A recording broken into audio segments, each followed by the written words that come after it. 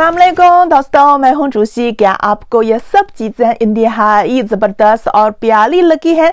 ये सब मैदे से बनी हुई हैं और मुझे पता है कि पाकिस्तानी दोस्त नान समेत ऐसे अशिया शौक से खाते हैं जो मैदे से बनी हुई है।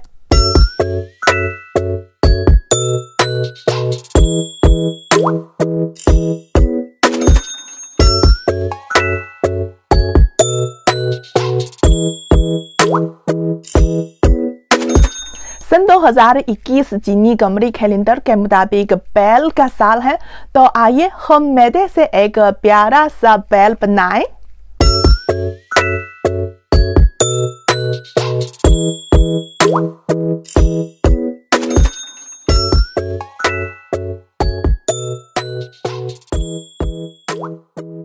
यह सब कुदरती और खुरदनी रंगों के साथ बनाए गए हैं, जैसे सुर्ख रंग के लिए ड्रैगन फ्रूट का जूस और सब्ज रंग के लिए पालक का रस वगैरह।